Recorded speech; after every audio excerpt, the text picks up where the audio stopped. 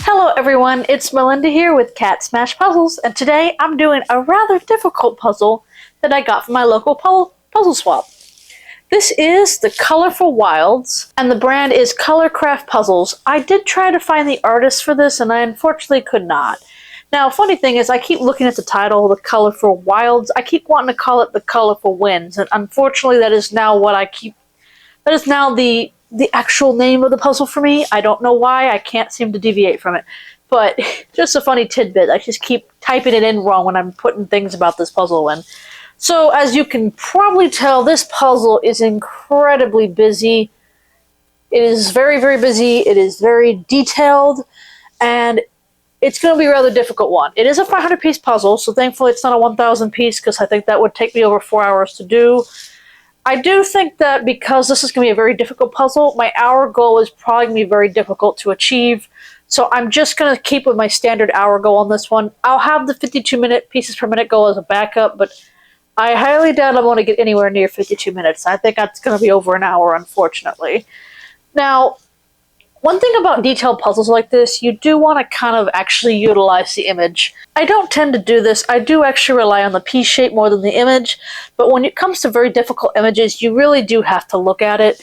And this would never appear in a speed puzzling contest because people who are not as fast as me and average puzzlers would just kind of walk out of the competition because they would get frustrated. So I'm not expecting anything of this difficulty to be in a competition, but I really do want to test my patience, my endurance, because I do want to actually, when I get to a competition, harder puzzles make easier puzzles easier, and that's kind of what I'm trying to do in a sense. Just test my skills, test my ability to actually utilize the image a little bit. So that's what I'm doing with this puzzle. So, that being said, let's smash it.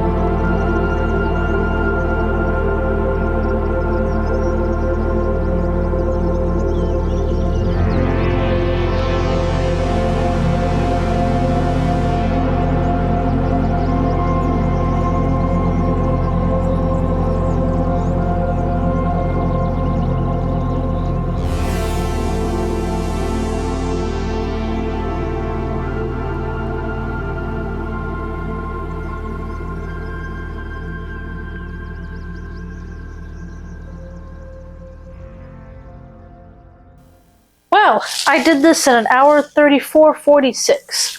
Honestly, not as bad as I was thinking it was going to be. I knew it was going to be about an hour and a half on this puzzle just because of the complexity of it. This was the Colorful Wilds by the Colorcraft Puzzle Company. It was 500 pieces, and I would definitely say this is on the high difficulty level. I do think I can get a pickup test. Looks pretty good.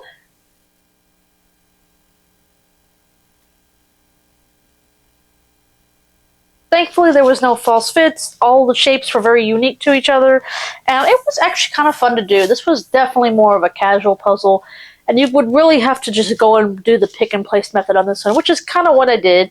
I did sort the border initially and did most of the border. I was missing a couple border pieces while I continued to do the rest of the puzzle, but they finally came in. I was a little afraid I was missing one or two pieces, but I wasn't, thankfully, and it was actually a very good way to kind of just work on my stamina, work on my strategy with my pick and place, also kind of really relied on the image more than the piece shapes. And I do think that it was really a good success. It does kind of show that the difficulty of the puzzle does matter when it comes to speed.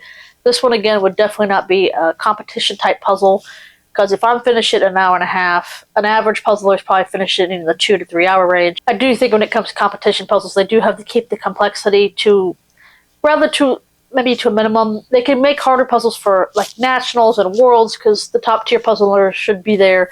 But again, you don't want absolute frustration. You want people to enjoy the puzzle. And again, I actually did enjoy this puzzle. I did not dislike it. It was actually very colorful and fun, and it was very unique. Every picture on here had its unique spot, and I could easily spot it in the picture. And so I do think this would have been like a good challenge, like maybe a team 500 piece puzzle would have been kind of a good one to do, I think. But for a solo, probably not the best one for that. Now, doing these types of puzzles unfortunately does slow my pieces per minute average. I can probably basically say, hey, this was a 5-tier puzzle of difficulty, but ultimately it does bring my average down a little bit. So I am going to try to balance it out with much easier puzzles. I am going to be on the lookout for a lot of 500 puzzles that are super easy so I can try to get my first under 40-minute attempt. So that's kind of what I'm on the hunt for. But I do want to practice extremely tougher puzzles for the fact of just trying to keep my patience in check, trying to keep my stamina in check. And I do think this was a good experiment for this. So, unfortunately, we did not make under our hour goal, so we did not smash this one today. Thanks so much for watching. Please like, comment, and subscribe. I will see y'all next time. Bye-bye.